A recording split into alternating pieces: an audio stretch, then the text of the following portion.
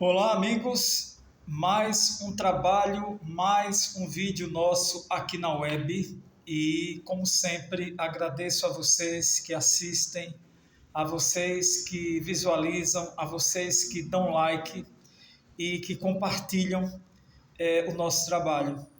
Porque, como sempre falo, este trabalho aqui que vocês veem é um trabalho feito com muito carinho, com muito interesse de propagar boa informação e um bom conteúdo na internet. O nosso vídeo é de número 85. Vocês já devem ter visto aqui na legenda os temas que nós vamos abordar. Vamos falar sobre temas atuais, vamos falar sobre temas atemporais e, em atualidade, nós vamos falar sobre economia e vamos falar sobre a história de um garoto de 8 anos, que para mim é um exemplo também de superação e que eu quero passar para vocês neste vídeo. Lembrando, tem uma notícia legal, que após o carnaval eu vou fazer, não sei se alguns de vocês se dá para ver, quem assiste, pelo menos a gente que tem o vídeo, que prepara o vídeo, a gente vê algumas informações a respeito do nosso conteúdo. Mas os meus vídeos, o meu canal é J. Heraldo. Mas antes o nome do canal era Língua Portuguesa e Afins, porque eu me ligava mais nas questões ligadas à língua portuguesa, por ser jornalista, não sou professor, eu sou jornalista, e me ligava muito essa questão da língua portuguesa, da gramática, da ortografia, e também temas como redação, a dissertação argumentativa, sobre interpretação de textos e sobre literatura brasileira. Então, após o carnaval, nós vamos ter novidades, porque toda vez que eu lançar um vídeo aqui na revista eletrônica, porque esse vídeo nosso é tipo uma revista eletrônica, onde vários assuntos são apresentados, né? Eu apenas sou um jornalista e eu reporto para vocês biografias, acontecimentos, atualidades, entretenimento, cultura. Aí, por exemplo, como eu fiz hoje o vídeo de número 85, então a revista eletrônica terá 3 ou 4 temas. E ao lado, né, junto, eu também vou lançar língua portuguesa e afins. Aí, digamos, é 85, 86 é língua portuguesa e afins.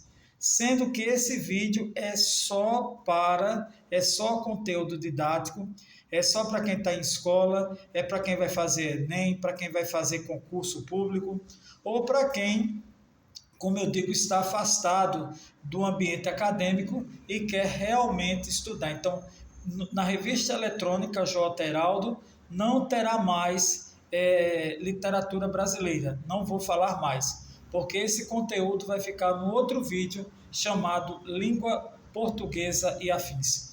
Então, após o carnaval, é a notícia que eu tenho para dar a vocês que gostam dos vídeos, que gostam do meu trabalho, que toda vez que eu lançar um vídeo na revista eletrônica J. Heraldo, eu vou lançar outro vídeo, serão 2 vídeos semanais. Um é a revista eletrônica, com os assuntos que vocês já gostam, e outra é só para quem está estudando. Questões ligadas à gramática, à ortografia. Eu consegui um material particular muito bom sobre língua portuguesa, porque eu vou aprender e vou passar também para vocês os ensinamentos, né, o conteúdo que eu estou desde já aprendendo. Eu conto com vocês mais uma vez, conto com os likes, conto com as visualizações, com os compartilhamentos e futuramente os inscritos no nosso canal. Então, meus amigos, vamos para o vídeo de número 85, neste vídeo pré-carnaval. E já faço um convite, né? Quem não gosta muito de carnaval, dê uma olhada na nossa playlist e veja os vídeos desde o primeiro vídeo. Você veja aí, se você tiver tempo, se você tiver com vontade, sobre os assuntos. É um assunto melhor que o outro, né? O apresentador é o mesmo, tem vídeos que eu estou com uma carinha melhor, outros eu não estou com uma carinha tão boa, mas o conteúdo informativo é sempre o mesmo. Então, convido a vocês a darem uma olhada na nossa playlist e observarem, sim, os conteúdos as informações. Creio eu, como sempre digo, que desde que vocês me acompanham, vocês estão vendo as notícias sobre um novo olhar, um novo prisma. Então vamos aos assuntos, vamos aos temas, que são temas bem legais, são temas bem interessantes. Primeiro eu quero passar para vocês, como eu sou jornalista, falar sobre economia, o jornalismo econômico, e passar aqui para vocês que estão assistindo uma notícia relacionada à economia. Como é que está o ranking das maiores economias mundiais de 2024? Já saiu, já faz um tempo, que o FMI, o Fundo Monetário Internacional, divulgou através dos órgãos de imprensa a lista dos países com maior PIB, com maior produto interno bruto. E aqui eu vou passar para vocês os 10 principais países, ou seja, os 10 países mais ricos do mundo no momento. E, logicamente, continua, para quem pensar que não, mas os Estados Unidos da América continuam no topo do ranking. Os Estados Unidos faturaram no ano de 2024, na administração de Biden, cerca de 29 trilhões de dólares. Todos os valores que eu vou passar para vocês aqui estão em trilhões de dólares. Então, os Estados Unidos da América tiveram um faturamento no ano passado da ordem de 29 trilhões 170 bilhões de dólares. Só para vocês terem uma ideia, o maior PIB, o maior faturamento, o maior poderio econômico do ano passado continuou e ainda está nas mãos dos Estados Unidos. O segundo país mais rico do mundo, o segundo maior PIB do planeta, pertence à China. Exatamente, o Império Chinês deteve o ano passado 18 trilhões 270 bilhões de dólares. Vou repetir para vocês, 18 trilhões e 270 bilhões de dólares. Ou seja, a diferença entre o PIB americano e o PIB chinês é ainda muito grande, a diferença é de cerca de 11 trilhões de dólares. Então a China, por mais que ela se esforce, ainda vai demorar um pouco, independente de ideologias, vai demorar ainda um pouco para que ela possa suplantar o poderio do produto interno bruto norte-americano. A terceira economia do planeta pertence à Alemanha, e a Alemanha faturou o ano passado 4 trilhões e 710 bilhões de dólares. Repito, 4 trilhões e 710 bilhões de dólares. Em quarto lugar está o Japão. O Império Nipônico faturou o ano passado 4 trilhões e 70 bilhões de dólares. E isso foi o faturamento daquele paísinho pequenininho, chamado Japão, mas de uma importância econômica avassaladora. A quinta economia do mundo é a Índia. A Índia, o império das grandes deidades, das grandes divindades do hinduísmo, mas que tem a maior população do planeta no momento, deteve no ano passado faturamento de 3 trilhões 890 bilhões de dólares.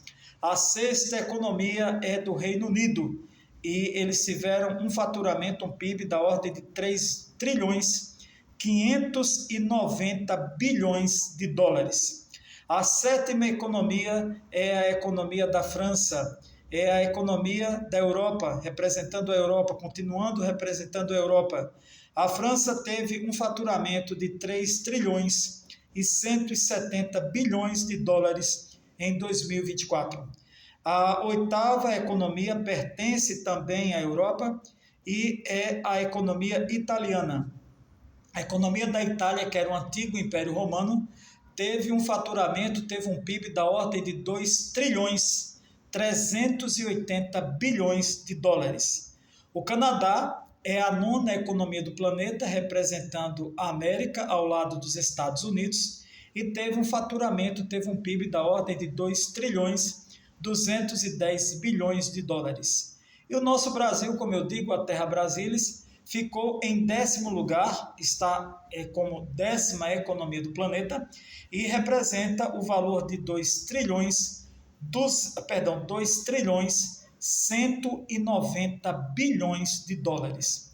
Só para vocês terem uma ideia do tanto de dinheiro, todos esses países juntos, eles representaram 73 trilhões e 300 bilhões de dólares, ou seja, 67% de todo o dinheiro que foi trabalhado, todas as operações financeiras, econômicas realizadas no ano passado.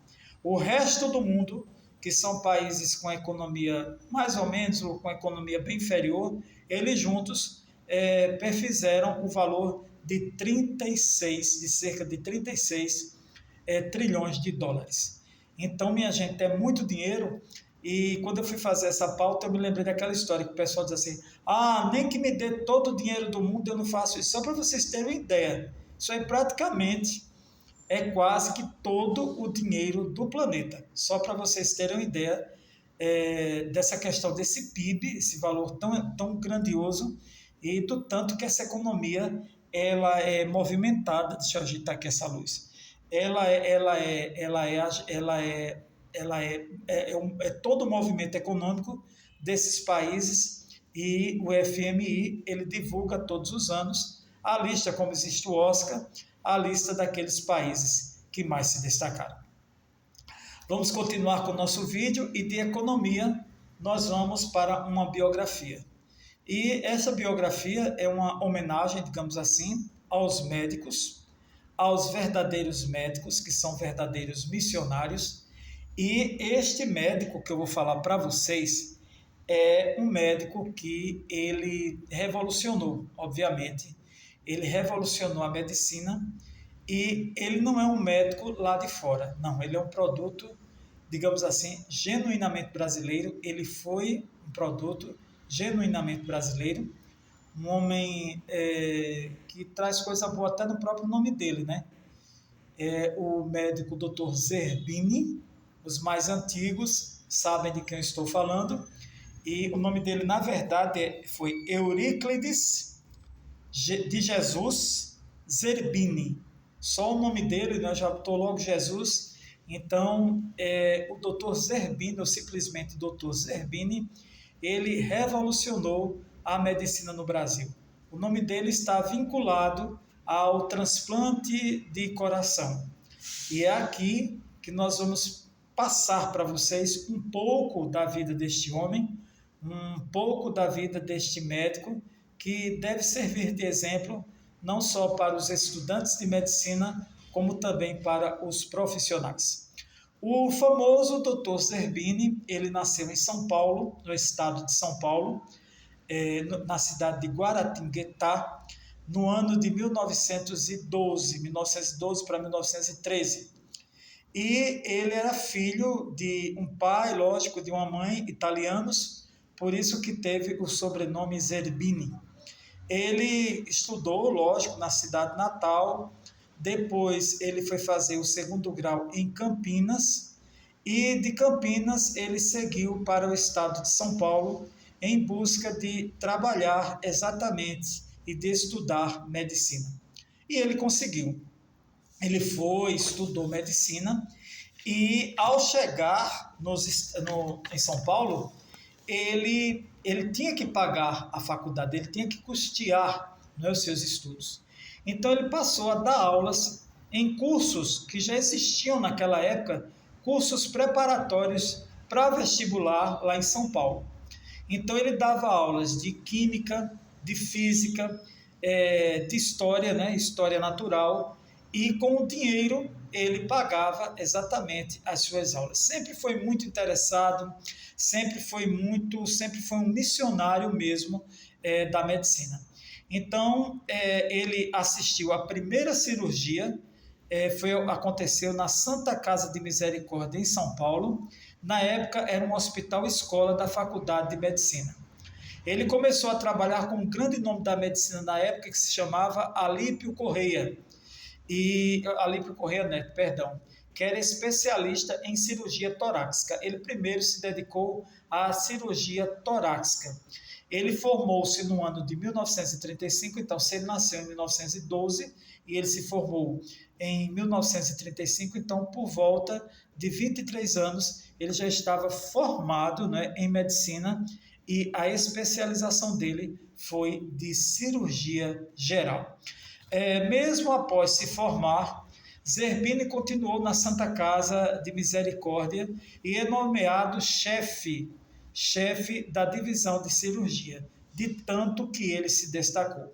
A primeira cirurgia cardíaca do então médico Dr. Zerbini aconteceu em 1942, quando um garoto de 7 anos foi atingido por estilhaço metálico e a artéria coronária do garoto, a artéria, vou ter que ler aqui porque é um termo técnico, a artéria coronária descendente anterior precisava ser saturada e o jovem se submeteu ao procedimento, que foi um sucesso e rendeu para ele uma matéria no jornal voltado à medicina, um jornal americano chamado Journal of Thoracic Surgery. Então, isso aí serviu como chamariz, né, para o trabalho e para a competência do grande nome que foi Dr. Zerbini. Não ficou só aí de forma alguma, não ficou. Ele ainda... E, continuando a história dele, em 1944, devido a essa matéria no jornal, rendeu a ele uma bolsa de estudos nos Estados Unidos. Ele foi se especializar lá em cirurgia torácica, cardíaca e pulmonar. Então lá ele conheceu as grandes celebridades da época na área de medicina, e quando ele voltou, ele recebeu mais uma missão, mais um trabalho, que foi exatamente ser diretor do pronto-socorro do Hospital das Clínicas de São Paulo, capital. Quer dizer, o pronto-socorro do Hospital das Clínicas da maior cidade da América do Sul. Daí, ele também, em 1947, criou uma equipe especialista em cirurgias cardíacas do Hospital das Clínicas, e a primeira cirurgia cardíaca extracorpórea foi realizada com sucesso em 1953 nos Estados Unidos. Ele ficou fazendo intercâmbio Brasil e Estados Unidos, porque os americanos, tanto ele aprendia com os americanos, como os americanos também aprendiam com o Dr. Zerbini. Sua esposa também era médica, chamada Dirce Costa Zerbini. Ela também trabalhava com ele, ela não teve o êxito que ele teve, mas era colega de trabalho. E em maio de 1968, com a equipe dirigida pelo Dr. Zerbini, aconteceu o quê? Aconteceu o primeiro transplante cardíaco da América Latina. E foi um transplante realizado com a paciente terminal de 28 anos, que ela ainda sobreviveu 23 dias após o transplante. Ele não se fez de desanimado e ele continuou fazendo transplantes, e foram mais de 11 transplantes feitos com êxito pelo Dr. Zerbini. A técnica usada pelo Dr. Zerbini foi tão exitosa que ganhou notoriedade nacional e notoriedade internacional.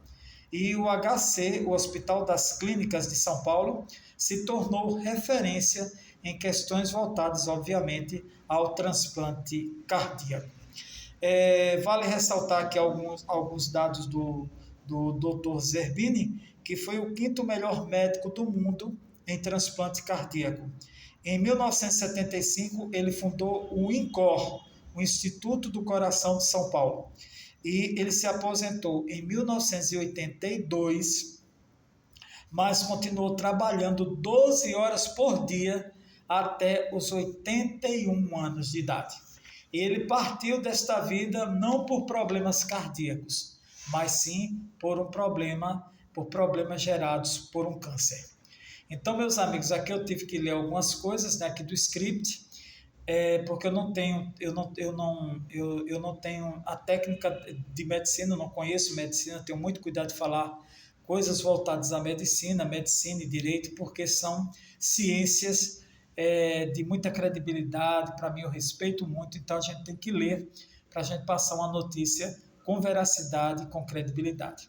Então, aqui, a minha simples homenagem ao grande doutor Zerbini, e que nós copiemos, né, essas pessoas, esses profissionais que são verdadeiros humanistas e são pessoas que causam realmente grandes mudanças por onde eles passam, e mudanças positivas. E falando em medicina, nós vamos agora falar sobre outro tema que eu gosto muito de ir atrás, de fuçar. E como sou muito curioso, eu estudo muito essa questão de Idade Média, Antiguidade, Idade Moderna, Contemporânea. E uma coisa que eu não entendia muito é por que alguns historiadores dizem ou diziam que a Idade Média era a Idade das Trevas.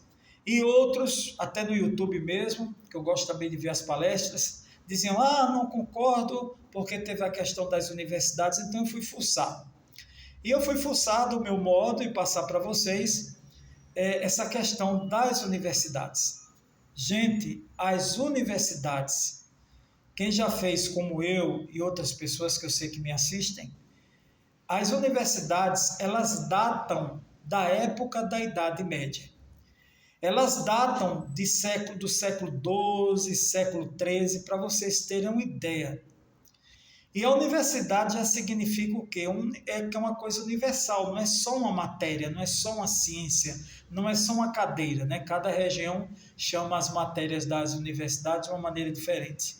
Então, as universidades, elas vieram, por incrível que pareça, elas não vieram do homem, digamos, entre aspas, ateu. Elas vieram exatamente da igreja, elas vieram do papado. As universidades são uma criação da Igreja Católica, do papado, só para vocês terem uma ideia.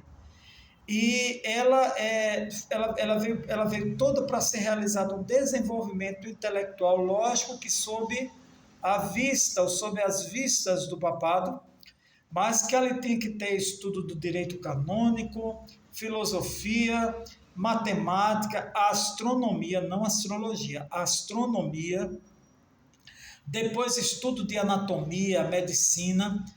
À medida que as pessoas iam se interessando, novas ciências foram descobertas, foram criadas, e eles se basearam muito também na questão do Liceu de Atenas. Aliás, se destacou muito o Liceu de Atenas e outras escolas também, em nível superior, voltadas ao grande conhecimento científico. É muito bacana essa história. Depois que eu fiz essa pauta, eu passei a entender muito mais ainda a Idade Média. Então, eles criaram, né, as chamadas universidades. Houve já naquela época, porque já estava havendo um declínio nessa coisa do feudalismo, e já estava surgindo, principalmente já chegando quase ao final da Idade Média, a questão da burguesia, da ascensão de uma classe, a ascensão do comércio, das relações comerciais. Então tinha necessidade de aquelas pessoas que ou morriam ou adoeciam, surgirem novos profissionais. Se nós usarmos a linguagem do hoje, é o surgimento de novos profissionais, de novas pessoas gabaritadas nessas ciências e outras que surgiam para o bem-estar da população, o bem-estar social. Porém, contudo, porém, todavia, a burguesia estava de olho nisso, mas não estava muito contente, porque os papas estavam ali monopolizando o ensino, monopolizando o poder, para que todo o lucro, né, gerado pelas universidades ficassem exatamente nas mãos deles. Então aí aconteceram vários problemas, né, problemas de divergência entre a classe burguesa, uma parte da classe burguesa, e também a igreja. Para vocês terem uma ideia, duas figuras muito célebres da Igreja Católica estudaram em universidades: São Boaventura e São Tomás de Aquino. Só para a gente ter uma ideia dos grandes nomes que passaram pelas universidades. Então, a universidade foi criada pelo papado, como eu já disse, tem um caráter inteiramente eclesiástico, e os professores pertenciam a duas ordens do século XIII, que foram a ordem franciscana e dominicana. Então, daí a gente pode ver a efervescência que existia, a efervescência cultural na Europa daquela época, perdão, envolvendo as universidades. Essas universidades, elas foram rumando para grandes centros urbanos da Europa de então. Aí surgem universidades em Bolonha, na Itália, em Paris, na França, em Cambridge e também em Toulouse, na França, e outras localidades também. Então, em 1179, houve o Concílio de Latrião, que eram leis que objetivavam a não perda do poder católico sobre o conhecimento científico. Foi o que os padres, o papado, criou essa lei para impedir que o conhecimento, porque conhecimento é poder já naquela época, não ficasse nas mãos da burguesia. Pessoal, que história interessante, né? Uma verdadeira colcha de retalhos. Agora vamos para o nosso último tema. Falamos sobre as economias do planeta, sobre o grande Dr. Zerbini, sobre as universidades, a relação universidade, igreja e burguesia. E agora nós vamos falar sobre uma figurinha, mas é uma figurinha que eu estou dizendo não no diminutivo, mas falando figurinha pela admiração que eu nutri. Eu gosto muito de pessoas fortes, não são fortes fisicamente, fortes no sentido de deixarem um legado. Hoje se fala tanto em legado, quem deixou legado, quem deixou de ter, e essa pessoa tão pequena fisicamente, tão sofrida, com o corpo tão sofrido, está deixando um grande legado para a humanidade, e creio que ele vai viver muito tempo. Eu vou falar aqui sobre um ucraniano chamado Roman Oleksiy. E quem é este Roman? Vocês sabem que existe uma guerra acontecendo lá na Europa entre a Rússia e a Ucrânia. É até um pouco de erro meu como jornalista, eu ainda não sei como é que está essa questão, se já foi totalmente dissolvido, eu ainda não sei, tenho até que fazer pautas sobre esse tema. Mas em 2022, ou seja, há 3 anos, houve um ataque a uma cidade de lá, chamada Vinnytsia, na Ucrânia, em que foram jogados mísseis. E um míssil atingiu uma criança e atingiu a sua mãe, onde ela morreu imediatamente. A criança teve queimaduras de 3º grau e o seu corpo ficou 45% totalmente queimado, né? 45% do seu corpo foi totalmente queimado. E essa criança exatamente é o Roman Oleksiy. Sendo que foram muitas cirurgias, foram cerca de 30 cirurgias que ele passou, muitos tratamentos, uso de máscara, os medicamentos para dor, os incômodos causados pelas queimaduras, queimadura de míssil. Mas essa criança, ela sobreviveu, e principalmente a perda da mãe.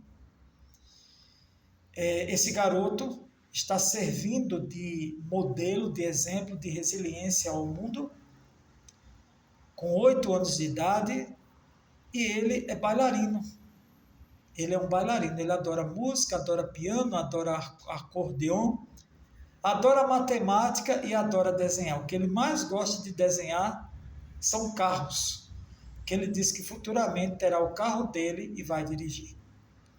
Atualmente, o seu maior amigo é o seu pai, seu companheiro, que com ele viaja a alguns países do mundo, mostrando a resiliência não só do filho, mas também do pai.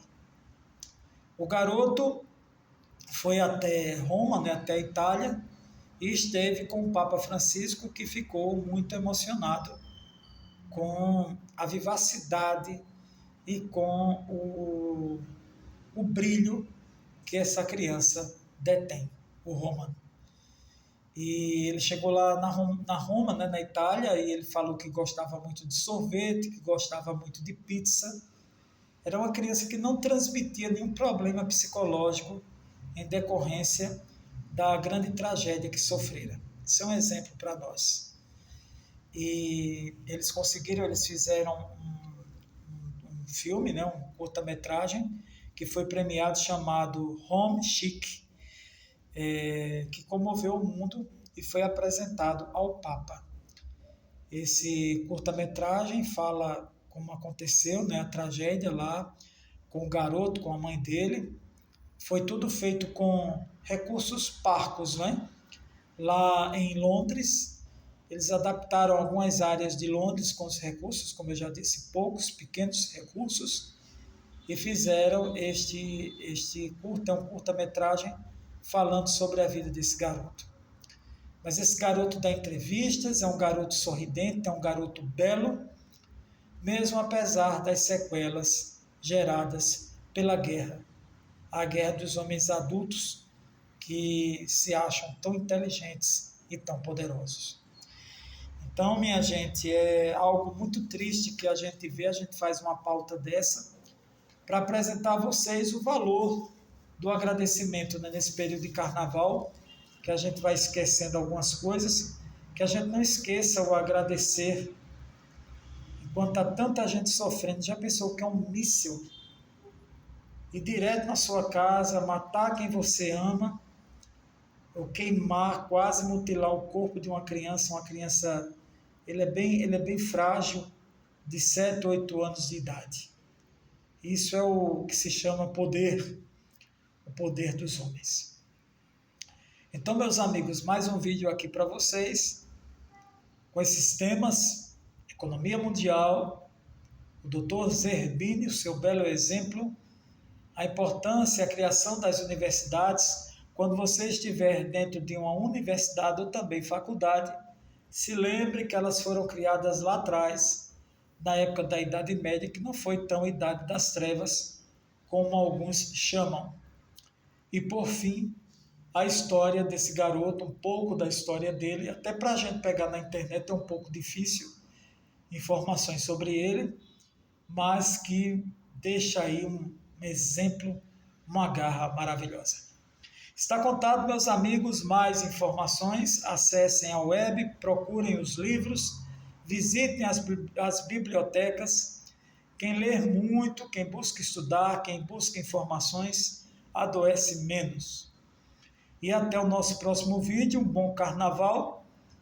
E repito o convite, quem quiser ter grandes informações, busque a nossa playlist, passe para amigos que gostam de informação, que gostam de conhecimento, e lembrando que depois do carnaval, a nossa próxima revista eletrônica será Revista Eletrônica, vai continuar do mesmo jeito que está, com as informações, mas eu também vou lançar Língua Portuguesa e Afins, que é mais voltado para, esse vídeo é mais voltado para quem está estudando, é um conteúdo mais didático.